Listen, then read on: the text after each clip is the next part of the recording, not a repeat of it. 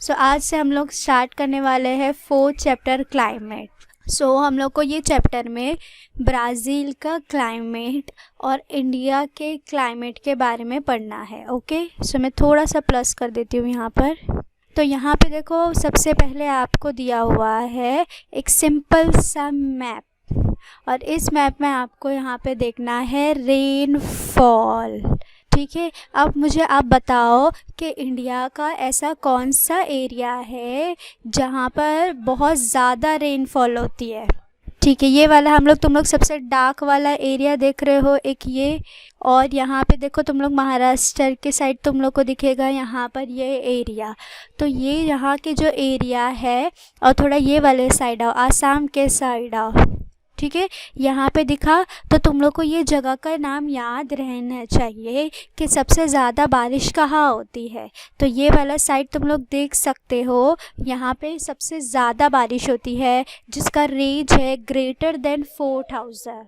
और उसके बाद यहाँ पे देखो सबसे कम बारिश कहाँ पर होती है। यहाँ पे देखो, ये जो हम लोग का एरिया है ये राजस्थान का एरिया है जहाँ पर सबसे कम बारिश होती है। तो तुम लोग को ये मैप से इतना पढ़ने आना चाहिए कि कौन सा एरिया है जहाँ पे सबसे ज़्यादा बारिश होती है और कौन सा एरिया है यहाँ पे जो है ना, देखो ये 500 से भी कम बारिश होती है।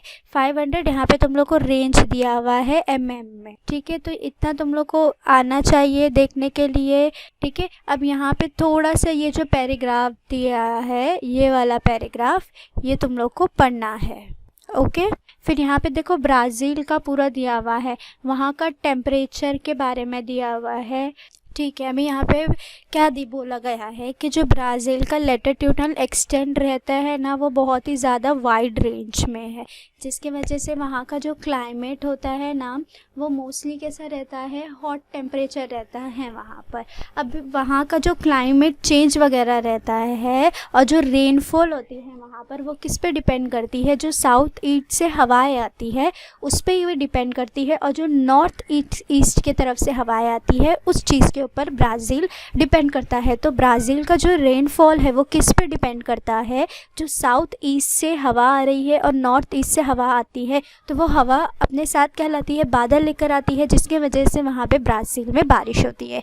Temperature in the southern part of the comparatively lower. अब यहाँ पे देखो, जो ब्राज़ील का साउथ का पार्ट होता है, मतलब जो ब्राज़ील है, समझ लो यहाँ पे हम लोग का ये ब्राज़ील है, ठीक है, और इसका ये साउथ का पार्ट है, मतलब ये जो नीचे वाला पार्ट होता है वहाँ का जो टेम्परेचर रहता है वो थोड़ा लो होता है। ठीक है, अब seasonal variation are found in this pattern. अभी यहाँ पे जो ब्राज़ील है ना, जैसा हम लोग के यहाँ पे सीज़न होता है अलग अलग तरह से, कभी गर्मी रहती है, कभी बारिश, कभी ठंडी रहती है, उसी हिसाब से कैसा रहता है ब्राज़ील में भी दिखाई देता है। Near the equator at Brazilian coast temperature does not vary much. मतलब ब्राज़ीलियन तुम लोग मुझे बता सकते हो क्या है। तो यहाँ पे देखो टेम्परेचर जो है ना वो ज़्यादा डिफरेंट नहीं रहता है। ठीक है, अब हम लोग यहाँ पे नॉर्मली देखेंगे तो अमेज़ॉन में तुम लोग को है ना 25 से 28 डिग्री सेल्सियस एवरेज टेम्परेचर दिया हुआ है। और जो हाईलैंड होते हैं, मतलब वहाँ का ब्राज़ील का पहाड़ी इलाका है, वहाँ पे थोड़ा सा टेम्परेचर क्या रहता है, कम रहता है, थोड़ा ठंडा रहता है। ठीक है, जो अमेज़ॉन हम लोग का वैली है वहाँ पर 2000 मिलीमीटर से रेनफॉल होती है, और जो नॉर्थ ईस्टर्न पार्ट है वहाँ पे 1000 से लेके 1200 तक रहती है। तो ये सिंपल सा रेंज दिया हुआ था कि ब्राज़ील की फिजियोग्राफी अलग अलग है, तो अलग अलग एरिया में अलग अलग पैटर्न में तुम लोग को क्या दिखाई देगा। जैसे हाईलैंड में तुम लोग को अलग टेम्परेचर और रेनफॉल दिखाई देगा, हाईलैंड में अलग दिखाई देगा, और तुम लोग को जो रिवर वगैरह साइड रहता है, जैसे कोस्टल प्लेन वगैरह साइड पे तुम लोग को अलग दिखाई देगा। अब ये तुम लोग एक चीज़ याद रखोगे कि India's climate is monsoon type. ये तुम लोग को ऑब्जेक्टिव में आ सकता है कि इंडिया का क्लाइमेट कैसे रहता है, मॉनसून टाइप का होता है।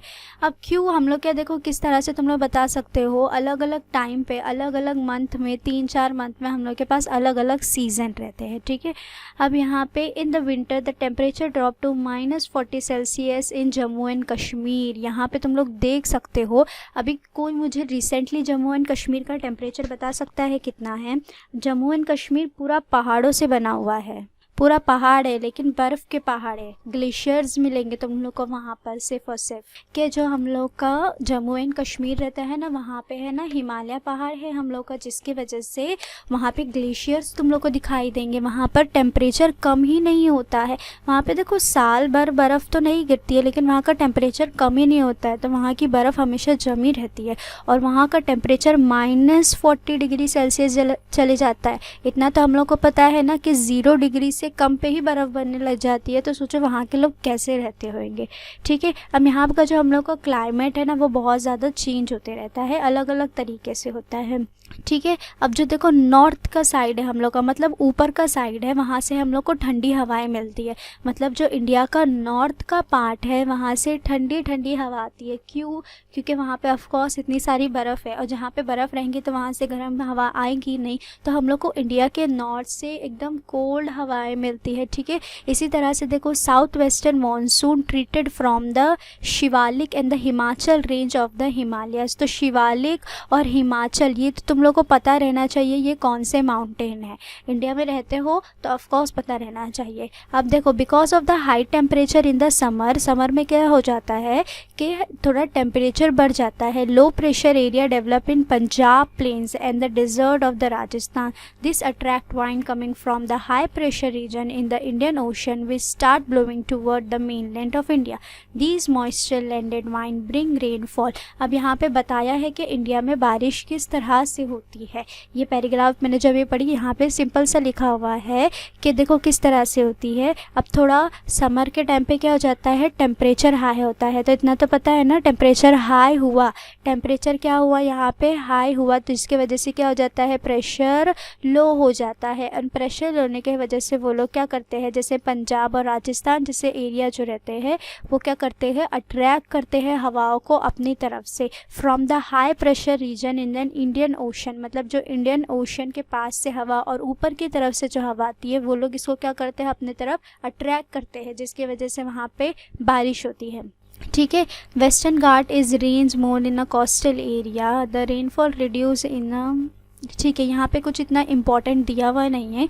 ये यहाँ पे पूरे चैप्टर में तुम लोग को क्या देखने मिला है, तुम लोग को क्या पढ़ना है, तो तुम लोग को ये वाले पेज पे तो कुछ नहीं करना है। फर्स्ट पेज पे 25, 26 पे तुम लोग को ये पढ़ना है। ठीक है, फिर 27 पे तुम लोग को सिर्फ ये पैराग्राफ पढ़ना है, थोड़ा सा दिया हुआ है। हाँ, फिर यहाँ से ये जो ब्राज़ील का दिया हुआ है कि देखो ब्राज़ील का बस ये पैराग्राफ में इतना दिया हुआ है। इन शॉर्ट अगर मैं बोलूँ तो अलग अलग फिजियोग्राफी के वजह से अलग अलग एरिया में तुम लोग को अलग अलग टेम्परेचर वगैरह देखने के लिए और अलग अलग रेनफॉल की रेंज देखने के मिलेंगे। और इंडिया का जो क्लाइमेट रहता है वो मॉनसून टाइप का रहता है।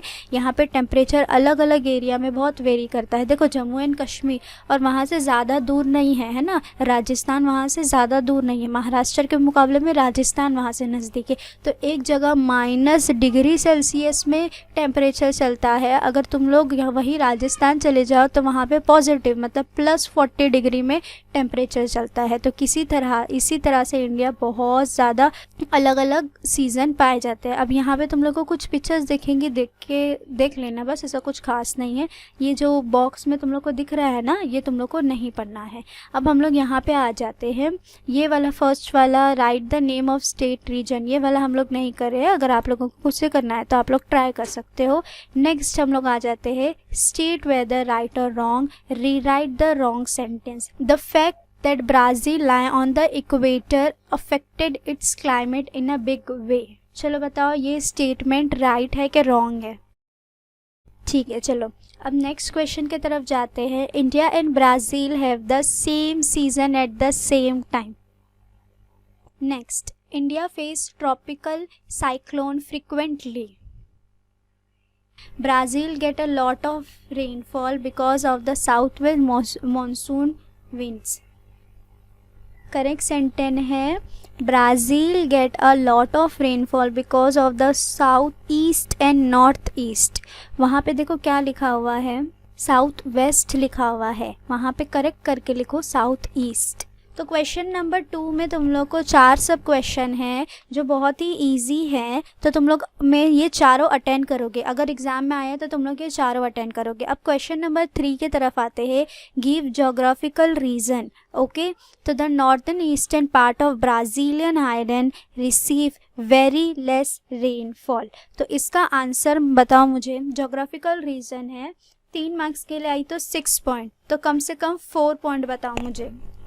हाँ, तो सबसे पहले हम लोग को ये बताना है कि ब्राज़ील सबसे पहले रिसीव कहाँ से कर रहा है, कहाँ से उसको ऐसी हवाएं मिल रही है जिसकी वजह से वहाँ पर बारिश हो रही है। ठीक है, तो फर्स्ट पॉइंट हम लोग वो लिखेंगे। सो जो ब्राज़ील है ना, वो southern east Atlantic ocean in the southern east and the northern direction are. अब यहाँ पे तुम लोग को याद क्या रखना है कि जो ब्राज़ील रहती है ना, उसको कहाँ से हवाएं आती है। तो जो साउदर्न ईस्ट अटलांटिक ओशन है ये कहाँ पर है, देखो साउदर्न अटलांटिक ओशन की बात किया तो ये साउथ ईस्ट में ही होगा। ठीक है, and the northern direction are obstructed by the Brazilian highland. अब देखो जो नीचे की तरफ से हवाएं आती है वो ठीक है, लेकिन जो ऊपर की तरफ से आ रही है ना, तो बीच में क्या आ जाता है, पहाड़ आ जाता है, माउंटेन आ जाता है, जिसके वजह से वो हवा रुक जाएगी। अभी हाईलैंड में बारिश क्यों नहीं हो रही है, क्योंकि जो एरिया है वहाँ पर बेसिकली देखो क्या है, माउंटेन प्रेजेंट है।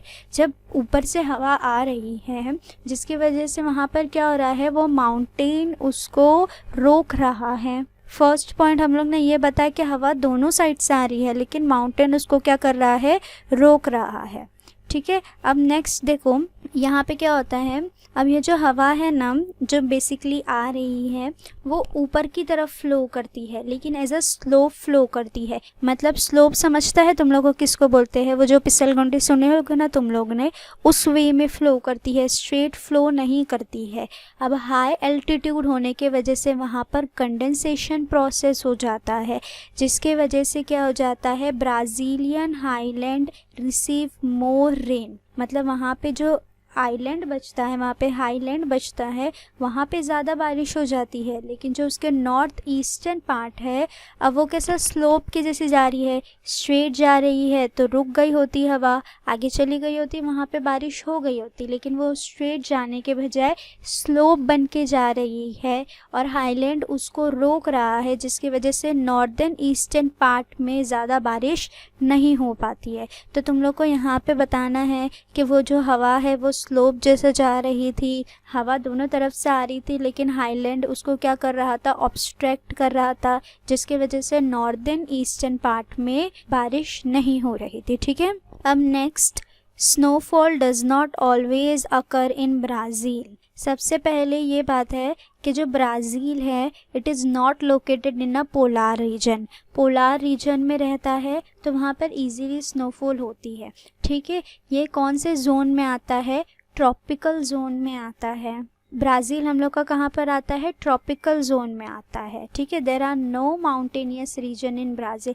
मतलब यहाँ पे थोड़ा सा हाईलैंड जो है वो थोड़ा सा एरिया है, लेकिन उसके बाद जैसे हम लोग का जम्मू एंड कश्मीर है, उसको और ब्राज़ील को कंपेयर करो, ब्राज़ील वैसा नहीं है। ठीक है, और उसके बाद इसका हाई एल्टीट्यूड है, जिसके वजह से क्या हो जाता है, snowfall generally occur in a temperature and polar zone. मतलब जहाँ पर लो टेम्परेचर हो जाता है, पोलार जोन हो जाता है, वहाँ पर इजीली हो जाता है। बट यहाँ पर हाई एल्टीट्यूड होने के वजह से ऐसा नहीं होता है। ये पोलार रीजन में नहीं आती है, ट्रॉपिकल जोन में आती है। यहाँ पर इतने ज़्यादा माउंटेन नहीं है, इसलिए यहाँ पर इतनी ज़्यादा स्नोफॉल नहीं हो रही है। ओके, इतना समझा। Conventional type of rainfall is not prominent in India. देखो, the location of the India is not near the equator, एक ये रीज़न हो गया। देखो क्या होता है ना, जब सन जो रहता है नॉर्मल हम लोग का कहाँ पे पड़ता है, सरफेस ऑफ द अर्थ पे, जिसकी वजह से वाटर क्या होता है, इवेपोरेट होता है, लैंड हीट होता है, फिर जो वार्म एयर गई हवा में, ठीक है, वो क्या हो जाती है, एक्सपांड होती है और कूल होती है और कंडेंस हो जाती है। ठीक है, उसके बाद जो रेनफॉल होती है उसको बोलते हैं कन्वेंशनल रेनफॉल। अब समझा तुम लोग को क्वेश्चन। अब तुम लोग इसका आंसर इजीली लिख सकते हो ना, कि तुम लोग ब्राज़ील से भी कंपेयर करके इसका आंसर लिख सकते हो चाहे तो, ठीक है। लेकिन इसका अगर मैं तुम लोग को एकदम इम्पॉर्टेंट पॉइंट बताऊं तो the location of India is not near the equator. अगर ये इक्वेटर के पास रहती तो यहाँ पर सनलाइट ज़्यादा रहती, जितनी ज़्यादा सनलाइट उतना ज़्यादा इवोपरेशन होता। इक्वेटर के पास नहीं होने के वजह से ज़्यादा इवोपरेशन नहीं होता है, इसलिए यहाँ पे इतनी ज़्यादा रेनफॉल नहीं होती। कौन सी rainfall? Conventional type of rainfall नहीं होती, नॉर्मल वाली होती है। इतना समझा? Tropical cyclones occur rarely in Brazil. अब देखो, in the northern coastal region near equator the difference in the temperature are negligible. अब यहाँ पे देखो कैसा होता है ना, जो नॉर्दर्न कोस्टल रीजन होता है ब्राज़ील का, वहाँ पर टेम्परेचर में इतना ज़्यादा डिफरेंस नहीं रहता है। नेग्लिजिबल मतलब जिसमें हम लोग ऐसा ध्यान भी नहीं देंगे चलेगा हम लोग को, ठीक है, नहीं के बराबर होता है। इसकी वजह से क्या होता है, यहाँ पे जो हवाएं रहती है ना वो वर्टिकली, मतलब ऐसा हवा ऐसा कैसे उड़ती भी नहीं जाती है, हॉरिजॉन्टल नहीं जाती है, वर्टिकली क्या करती है, मूव करती है, जिसके वजह से वहाँ पर क्या हो जाता है, नॉर्मल साइक्लोन वगैरह नहीं आते हैं। अगर हॉरिजॉन्टल वो मूव करती तो वहाँ पे साइक्लोन आने के चांस ज़्यादा रहते, लेकिन हॉरिजॉन्टल मूव करने के बजाय वो वर्टिकली मूव करती है और वहाँ पर जो टेम्परेचर डिफरेंस है वो नेग्लिजिबल होता है, जिसकी वजह से वहाँ पर बहुत रेयरली ट्रॉपिकल साइक्लोन आते हैं। हम लोग सब question A, B, C, D दिख चुके हैं, अभी E और F का बताओ। E और F भी बहुत इजी है। अब नेक्स्ट आ जाते हैं answer the following question. Answer the following question ये तुम लोग को आ सकता है 4 मार्क्स के लिए, ठीक है, क्योंकि यहाँ पे जो क्वेश्चन दिए हुए हैं इसके आंसर जो है वो अच्छे खासे बड़े हैं। तो ये तुम लोग को चारों क्वेश्चन आए, तुम लोग को इसके लिए 8 पॉइंट्स बनाना पड़ेगा और अच्छे से लिखना पड़ेगा। Explain the importance of Himalaya and the India ocean with respect to climate of India. बहुत ईजी क्वेश्चन है और इम्पॉर्टेंट क्वेश्चन भी है, ठीक है। फिर discuss the factor affecting climate of Brazil, ये भी तुम लोग इम्पॉर्टेंट क्वेश्चन लिखो उसको। अभी हम लोग फर्स्ट वाला डिस्कस करते हैं यहाँ पर। अभी हम लोग यहाँ पे ये क्वेश्चन डिस्कस करते हैं, द इम्पोर्टेंट ऑफ हिमालयंस वाला। The important of Himalayans and the India ocean with respect to the climate of India can be explain as follow. सबसे पहले हम लोग एक ऐसी मेन लाइन लिखेंगे कि हम लोग के पास कुछ ऐसे पॉइंट्स हैं वो हम लोग एक्सप्लेन करने वाले हैं, ठीक है। First point, the India ocean and Himalaya range play an important role in formation of southern monsoon winds. Okay, अब यहाँ पे क्या होता है, जो इंडिया का ओशन है और ये हिमालय, ठीक है, ये दोनों मिलके क्या करते हैं, बहुत ज़्यादा इम्पॉर्टेंट रोल करते हैं formation of south east monsoon wind के लिए। मतलब ये जो हम लोग के पास साउथ और ईस्ट की तरफ से जो मॉनसून की हवाएं आती है, तो उसके लिए अगर हम लोग का कोई जिम्मेदार होता है, कोई अगर वर्क करता है उसके लिए, तो वो इंडियन ओशन जो हमारे है और हिमालय। इन द समर, देखो समर के टाइम पे क्या होता है, जो टेम्परेचर होता है Punjab plains and the desert found to be high, as it affected the area of low pressure and developed. On the other hand, the area of high pressure and found in the Indian Ocean. This lead to formation of flowing the southern monsoon wind from the Indian Ocean to the mainland of India. These winds in moisture landed, so they bring a rainfall in India. अब यहाँ पे simple सा क्या हो जाता है कि यहाँ पे हम लोग को क्या बताना है कि हिमालय किस तरह से इम्पोर्टेंट है। अब जो देखो क्या होता है, हिमालय के पास से जो हवाएं आती है ना, उसके वजह से ही पंजाब में और राजस्थान की जो साइड रहती है वहाँ पे बेसिकली क्या होती है, बारिश हो जाती है। अब वहाँ पे देखो वो बर्फ़ वाला एरिया है, वहाँ पे कितना वाटर वगैरह रहता है, जिसकी वजह से वहाँ की जो हवा रहती है ना वो बहुत ज़्यादा मॉइस्चर रहती है। तो वो जब ज़ोर से चलती है या तो फिर मॉइस्चर वाली हवा जो नॉर्मली वार्म रहती है, तो जब वो कोल्ड हो जाती है, जिसकी वजह से क्या हो जाता है, रेनफॉल हो जाता है। अब Himalaya save India by obstructing the passage of very cold wind to the north into the India in winter. अब देखो विंटर के टाइम पे -40 डिग्री का टेम्परेचर वहाँ पर चल रहा है, जिसकी वजह से वहाँ पर बहुत ज़्यादा हवा, ठंडी हवा चलती होगी। अब वो ठंडी हवा जब नॉर्थ से इंडिया में साउथ या वेस्ट की तरफ आना स्टार्ट होगी ना, तो वहाँ पे रहने वालों को लिए वो बहुत ही ज़्यादा नुकसानदायक हो सकती है। तो हिमालय क्या करता है, हम लोग को वो हवा से बचा के रखता है विंटर के वक्त। ठीक है। The south west monsoon winds flow from the south to the north and reach toward the Himalaya. अब जो साउथ से लेके नॉर्थ से लेके जो साउथ टू नॉर्थ हम लोग की हवा फ्लो हो रही है, वो फ्लो होते हुए कहाँ पे जाती है, हम लोग की हिमालय की तरफ जाती है। अब हिमालय क्या कर लेता है, अब नीचे से हवा आ रही है, ऊपर हिमालय कश्मीर में खड़ा है, अब वो क्या कर देता है, उसको वहाँ पर रोक देता है, जिसकी वजह से वो अपनी डायरेक्शन चेंज करके इंडिया के नॉर्थ ईस्टर्न की तरफ चले जाती है, जिसकी वजह से इंडिया के नॉर्थ ईस्ट में बारिश हो जाती है। अब सिंपल से यहाँ पे तुम लोग को पॉइंट क्या है कि हिमालय हम लोग को बहुत ज़्यादा ठंडी हवाओं से बचा के रखता है। हिमालय एक ऑब्स्ट्रक्टिंग की तरह काम करता है, जिसकी वजह से जब जैसी ही हवा हिमालय की तरफ जाती है वो हिमालय से टकरा जाती है, जिसकी वजह से वो यू टर्न ले लेती है और वापस से इंडिया में नॉर्थ की तरफ आ जाती है, जिसकी वजह से वहाँ पे नॉर्थ में बारिश होती है। तो हिमालय अगर नहीं रहेगा तो वो जो बेसिकली रेन सिस्टम है वो बहुत ही ज़्यादा हम लोग के यहाँ पर हिमालय से कनेक्ट है। ठीक है, ठीक है। अब यहाँ पे discuss the factor affecting the climate of Brazil. ऐसे कौन कौन से फैक्टर है जो क्लाइमेट और जो ब्राज़ील के क्लाइमेट को इफ़ेक्ट करते हैं। तुम लोग को सिर्फ वही पॉइंट लिखना है, उसके अलावा तुम लोग और ज़्यादा कुछ भी नहीं लिखोगे। अब जो ब्राज़ील है ना वो इक्वेटर के तरफ है।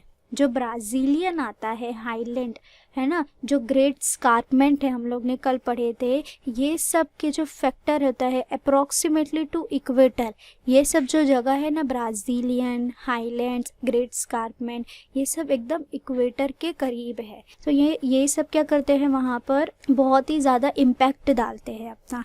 जो एवरेज टेम्परेचर रहता है अमेज़न का, वो भी कहाँ पर रहता है 25 से लेके 28 डिग्री, हम लोग ये भी पढ़े हैं। ठीक है, तो वहाँ की जो हवा रहती है ना वो बहुत ही ज़्यादा हॉट रहती है और अनहेल्दी रहती है। अगर नॉर्मल हम लोग amount of annual average rainfall की बात करते हैं अमेज़न रिवर की में, तो वहाँ पे 2000 में रहती है। अगर नॉर्मल एवरेज रेनफॉल की बात करते हैं कोस्टल रीजन की, तो वो 1000 से लेके 1200 तक रहती है।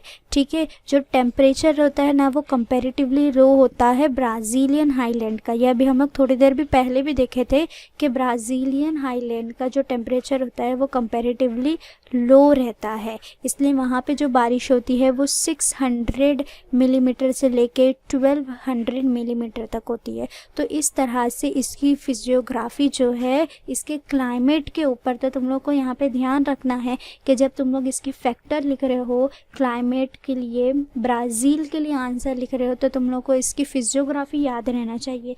तो तुम लोग को फिजियोग्राफी के हिसाब से बताना है कि इधर कितना टेम्परेचर है और कहाँ पर तुम लोग को टेम्परेचर बढ़ता और कम होता हुआ दिखाई देता है, उस पर डिपेंड करती है वहाँ की रेनफॉल।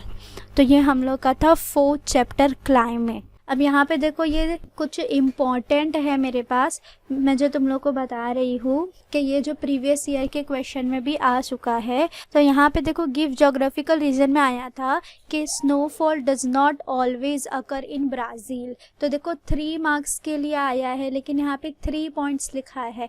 अब तुम लोग इसको देखो क्या करोगे, यहाँ से ये इसको 1 पॉइंट कर दो, ठीक है, ये यहाँ तक का। फिर इट इज़ ऑल्सो से लेके ये हाई एल्टीट्यूड तक 2 पॉइंट कर दो। अब हम लोग को पॉइंट को थोड़ा छोटा करना पड़ेगा यहाँ पर, ठीक है। अब ब्राज़ील से यहाँ से लेके इसको हम लोग 3 पॉइंट बना देंगे। बहुत छोटा पॉइंट बन रहा है हम लोग का, बट हम लोग ट्राई करेंगे पॉइंट बनाने के लिए। ये हम लोग का 4, ये 5, ठीक है, देयरफॉर करके इसको 6 बना देंगे। तो यहाँ पे देखो गिव ज्योग्राफिकल रीजन क्या दिया हुआ था, India receive precipitation from the north east monsoon winds too. तो ये भी हम लोग बता चुके हैं कि ये देखो बड़ा है इसका पॉइंट्स थोड़ा, तो इसका पॉइंट्स किस तरह से हम लोग बना सकते हैं, किस तरह से छोटा करते हैं। तो ये 1 पॉइंट हो गया, यहाँ से या 2 हो गया, ठीक है, और ये किस तरह से जाएगा, ये 3, ये 4 ओशन तक, ये 5 यहाँ तक, और ये 6 हो गया 3 मार्क्स के लिए। अब यहाँ पे भी देखो हम लोग के पास देखो India climate is dash type. जल्दी आंसर बताओ, बताई थी मैंने, अब भी नीचे आंसर लिखा भी है, लेकिन मैं तुम लोग को बताई थी। हाँ, तो ये मॉनसून टाइप का, ठीक है। अब यहाँ पे right the factor affecting climate of Brazil. तो मैंने ये भी तुम लोग को बताई थी कि जब तुम लोग ये आंसर लिखोगे फैक्टर अफेक्टिंग वाला, लेकिन ये देखो 4 मार्क्स में आया है, तो तुम लोग किस तरह से लिखोगे, उसमें इसके पॉइंट क्या रहना चाहिए था। अब इम्पॉर्टेंट देखो पॉइंट इसमें क्या है, देखो उसको मैं नीचे हाईलाइट कर रही हूँ, हाईलाइट कर देती हूँ मैं इसको, ठीक है। देखो ये vast latitudinal extent of Brazil, ठीक, एक ये हो गया। Brazil get rainfall from the south east trade wind, ये सब वर्ड है ना, ये सब लाइन सेंटेंस वगैरह ये आना चाहिए आंसर में। देखो जो स्कार्पमेंट है वो एक्ट करता है एज आ, ये जो मैं हाईलाइट कर रही हूँ ना, तो जो एग्जामिनर रहता है ना वो तुम्हारा पूरा आंसर नहीं पढ़ेगा, ये कुछ हाईलाइट पॉइंट ढूंढता है कि जहाँ पे ये जो मैं हाईलाइट कर रही हूँ ना ये मेन पॉइंट है। अगर ये आंसर में नहीं आते हैं तो फिर तुम्हारा वो आंसर ठीक नहीं है, कि तुम्हारे आंसर में ये सब पॉइंट तो इतने आना ही चाहिए। The north part of Brazil is, देखो कि यहाँ पे ये नॉर्थ पार्ट का जो टेम्परेचर है वो हॉट है, और जो यहाँ पे साउथ पार्ट का है वो थोड़ा कंपैरेटिवली लो है, ठीक है, जिसकी वजह से वहाँ पे हम लोग को सीजनल वेरिएशन दिखाई देता है। तो इस तरह से अभी हम लोग इसके देखो 8 पॉइंट कैसा बनाएंगे वो देखते हैं। चलो 4 मार्क्स का है ना, इसलिए ये हम लोग का बना 1, ये 2, ये 3, यहाँ से हम लोग बनाएंगे यहाँ तक 4, ये 5, ये इम्पोर्टेंट लाइन 6, ये यहाँ से लेके यहाँ तक 7, और ये सीजनल वेरिएशन से लेके पूरा यहाँ तक डाल देंगे ये 8। इस तरह से देखो था वो कितना बड़ा, तो तुम लोग ऐसे 4 पढ़ के 4 लिख सकते हो, लेकिन उसके अंदर से देखो 8 पॉइंट ईजीली बना सकते हैं हम लोग, समझे।